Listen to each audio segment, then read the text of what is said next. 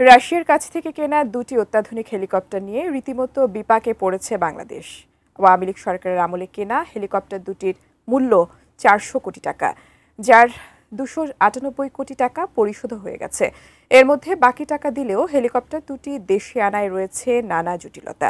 কিন্তু কি এমন জটিলতা রয়েছে এর পেছনে, জানাচ্ছেন সহকর্মী শাহাদাত রিফাত। বাংলাদেশের অর্ডার অনুযায়ী MI-171A2 মডেলের দুটি হেলিকপ্টার রাশিয়ার ওয়্যার হাউসে প্রস্তুত করে রেখেছে নির্মাতা প্রতিষ্ঠান। কিন্তু কঠিন এক জটিলতায় হেলিকপ্টার দেশে আনতে পারছে না বাংলাদেশ সরকার, যার কারণে এগুলো রক্ষণাবেক্ষণ করতে গুনতে হচ্ছে অতিরিক্ত অর্থ। জানা গেছে 2011 সালের 10 ফেব্রুয়ারি বাংলাদেশ পুলিশ ও রাশিয়ান হেলিকপ্টার্সের মধ্যে সমঝোতা স্মারক সই হয়। তৎকালীন পুলিশ মহাপরিদর্শক বেনজির আহমেদ এবং প্রতিষ্ঠানটির মহাপরিচালক আন্দ্রে আই ভোগনিস্কি ভিডিও কনফারেন্সের মাধ্যমে এই চুক্তি সম্পন্ন করেন। পরে একই বছরের অক্টোবরে মন্ত্রিসভা কমিটি দুটি হেলিকপ্টার কেনার প্রস্তাব অনুমোদন দেয় এবং নভেম্বর মাসে পুলিশ সদর দপ্তরে আনুষ্ঠানিক চুক্তি স্বাক্ষর হয়। পুলিশের বিজ্ঞপ্তি অনুযায়ী হেলিকপ্টার দুটি বেসামরিক কাজে ব্যবহৃত হবে এবং এর মাধ্যমে পুলিশের এয়ার উইং গঠিত হবে। চুক্তির তথ্য বলছে, আওয়ামী লীগ সরকারের আমলে কেনা রাশিয়ার MI-171A2 মডেলের হেলিকপ্টার দুটির মূল্য 400 কোটি টাকা, যার 298 কোটি টাকা পরিশোধ করা হয়ে গেছে।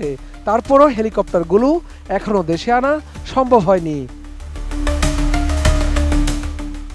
নেপথ্যের কারণ খুঁজতে গিয়ে জানা যায়, হেলিকপ্টার সরবরাহকারী রুশ প্রতিষ্ঠান GSC রাশিয়ার হেলিকপ্টার্সের উপর যুক্তরাষ্ট্র নিষেধাজ্ঞা দিয়েছে, আর ওই প্রতিষ্ঠানেরই দুটি হেলিকপ্টার অর্ডার দিয়েছিল বাংলাদেশ।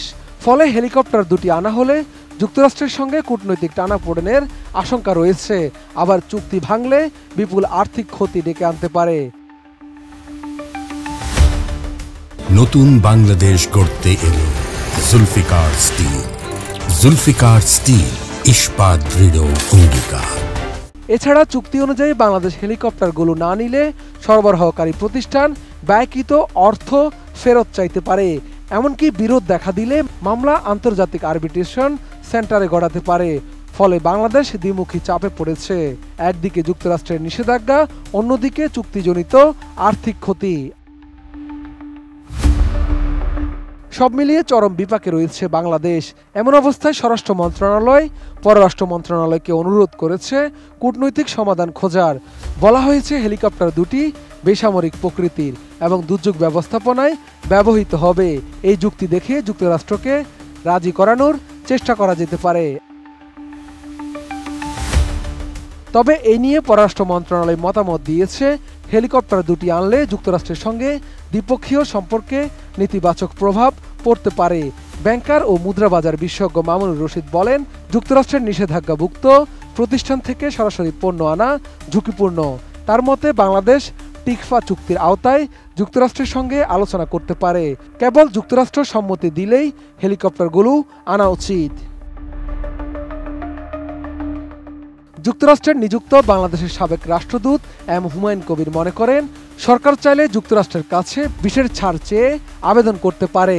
তিনি বলেন, বেসামরিক কাজে ব্যবহারের যুক্তি এবং আর্থিক ক্ষতির আশঙ্কা তুলে ধরলে যুক্তরাষ্ট্র বাস্তবতা বিবেচনা করতে পারে। এর আগে আওয়ামী লীগ সরকারের সময়ে রাশিয়ার কাছ থেকে বেশ কিছু সমরাস্ত্র কেনা হয়। 2013 সালে সামরিক সরঞ্জাম কিনতে $1 বিলিয়ন ঋণ চুক্তি করে বাংলাদেশ। রাশিয়ার অর্থায়নেই রূপপুর পারমাণবিক বিদ্যুৎ কেন্দ্র প্রকল্প চলছে। তবে মার্কিন নিষেধাজ্ঞার কারণে সেখানে অর্থ প্রবাহ বাধাগ্রস্ত হচ্ছে। শাহাদাত রিফাত, ATN নিউজ, ঢাকা।